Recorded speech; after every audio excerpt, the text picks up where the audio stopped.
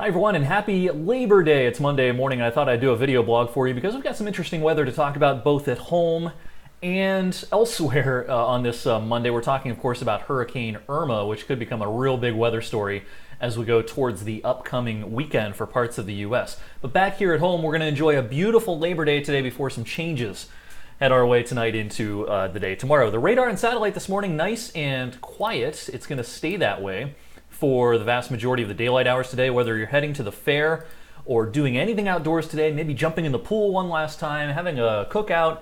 Weather looks fantastic through the daylight hours for today. We do have a cold front off to our north and west, and this is the front that's going to change the weather pattern once again as we go into a new work week for many starting tomorrow. A lot of kids, of course, are back to school on Tuesday, and it's going to feel a lot different once again after a one-day return of summer today. Highs today in the lower 80s. So again, enjoy today. But let's focus a little bit on tonight and what we have coming our way tonight. That cold front will start tracking our way. Again, we're fine through the daylight hours today. Here's our high-res model showing what the radar should look like. 3, 4, 5 o'clock this evening, all is clear. But after sunset, here we go, 8 o'clock this evening, thunderstorms pushing into northwest Ohio around Toledo down to Lima. There's 9 o'clock and then 10 o'clock, and this is when our window for showers and storms begins to really open up. I'm thinking 9:30 to 10 o'clock, and then the threat for showers, heavy storms, will be around for a couple of hours, through the 11 o'clock hour, through midnight, maybe up to 1 a.m.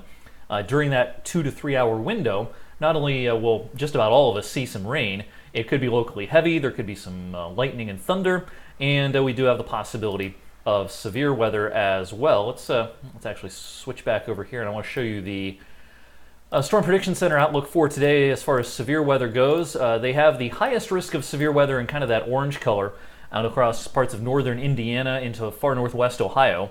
Notice we're into the yellow color here, though, and that is the slight risk of severe weather. Slight risk is kind of one of the middle categories.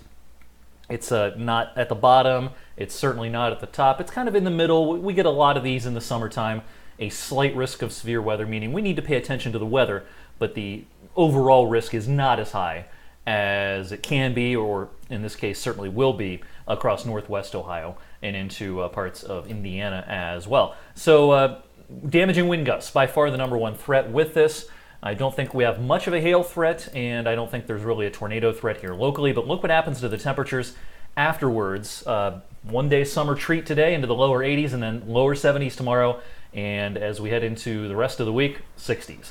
As far as rain goes for the rest of the week, any leftover raindrops tomorrow are probably early in the morning, and then hit or miss showers will be around for a few days during midweek, getting into kind of almost a lake effect setup. If it were January, we'd be talking about flurries and squalls, but it's not January, thankfully, so it's a lake effect rain showers that'll be a possibility for some of us on a few occasions during midweek. And look, we stay below average, it looks like, at least through the weekend and into early next week. Real quick before I leave you this morning, I want to talk about Irma, which is going to become a real big weather story, unfortunately, for parts of the U.S. Irma is still way out there right now east of the Lesser Antilles. It is a strong Category 3 system with winds of 121 miles per hour, the pressure at 944 millibars, a healthy looking storm.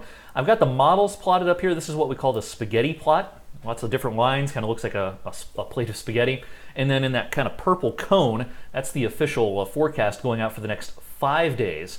By day 5, which is Saturday, this might be skimming parts of Cuba, threatening the Bahamas, and then perhaps taking aim on Florida. Now, what kind of impacts will there be across the southeastern U.S.? Will it be really ugly? Will it be a life-threatening situation?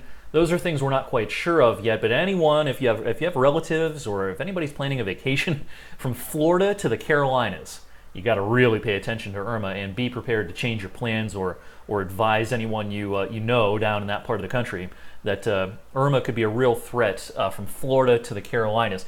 Right now, it's unlikely that Irma tries to go this way into the Gulf. This will not be a threat for Houston, it looks like, but it's going to start recurving like this. The question is when. Does it recurve right into Florida? Does it recurve just east of Florida? Does it start pushing north over the Bahamas? These are things we don't know yet, so you know, a lot more questions than answers. But I think Irma is certainly a big threat to the southeastern U.S. in about 5 to 7 days. And again, mostly from Florida up through the Carolinas. Of course, I'll be touching on Irma as we go through the week, but most importantly in the near term here in our area, watch for those thunderstorms tonight. They'll be after dark. They could be locally strong to severe, and I'll have, of course, updates throughout the rest of the day today, on air and online as well. I'll see you tonight on 21 News at 6 and 11. Have a great Labor Day.